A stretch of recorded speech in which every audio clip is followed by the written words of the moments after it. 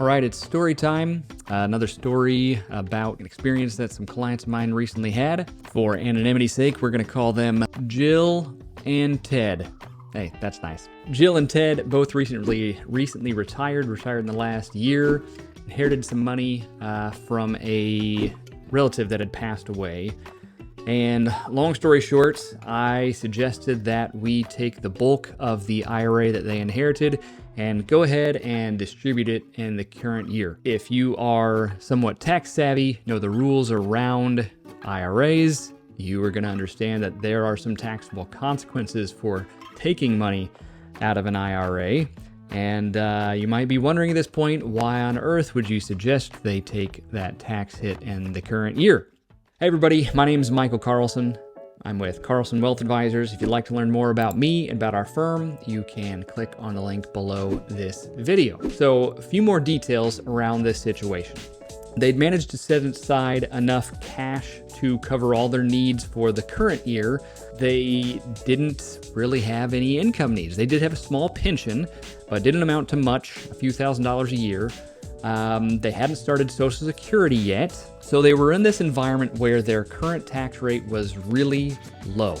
In fact, if they didn't do anything else for the year, they probably wouldn't end up owing much, if anything, in federal taxes. So, to get back to the other part of that story, where they inherited some money, it's important to understand, first of all, that when we are looking at taxes and in general planning for taxes, a person's goal, at least I think, my opinion, should be to lower their lifetime tax bill. What do I mean by that? Okay, let's say you can make a move this year that costs you more in taxes that's going to save you taxes for the next 10 years. And so, yeah, you'll pay $10,000 this year, but if it saves you $30,000 3 years from now, that seems like a good trade-off to me. That's the reason why we decided to take the money now as opposed to in the future. And general rules around inherited IRAs, when a non-spouse beneficiary inherits an IRA, they have to take the money out of their inherited IRA over the next 10 years. It's required. They have to liquidate it. Government says, we want all those tax dollars in the next 10 years or else, right? In the particular case of this couple, Jill and Ted, they're going to be starting Social Security at some point in the next few years. They're planning on starting it the next year. At some point, they are going to need to start supplementing their income because the cash that they had set aside would run out. So that means most of their assets are in IRAs, so they'd have to start pulling money out of IRAs for income purposes. Within a few years, they are going to have to start taking required minimum distributions.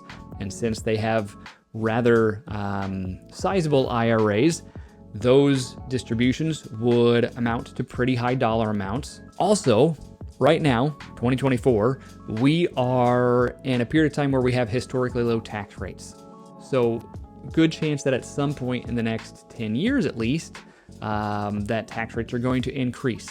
So you kind of find yourself in this situation where you're in a really low tax bracket right now, don't have a lot of taxable income, and tax rates in the future for them are probably going to be much higher than they are right now. We looked at their situation and said, hey, you can probably take $20,000, $25,000 out of here and still not have to pay any federal taxes. We could even go up to around $90,000 that you take out of the inherited IRA and still be in the 12% tax bracket. And for them, looking into the future, paying 12% on some of that money now, as opposed to in the future when they've got more income, higher tax rates, maybe pulling out at 22, 24+%, it seems to make sense for them. Keep in mind, your IRA, as it stands right now, represents a future tax liability. Unless you are planning to give all of that money away to charity, someone is going to pay the taxes on it, whether that's you or your beneficiaries. They could, in this case, pull that money out, pay taxes at a lower rate right now, replenish their cash sources, giving themselves enough income for the next year so they don't need to pull out any more money in the future, leading to more taxes.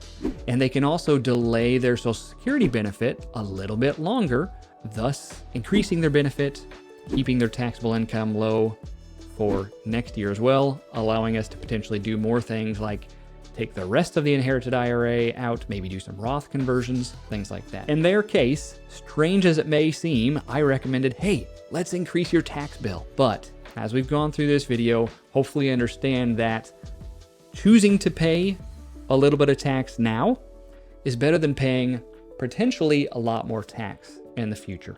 So if you've got questions about this, questions of your own, please feel free to reach out. If there's somebody who is in kind of a similar situation that might benefit from this example here, feel free to share this video and have a great day.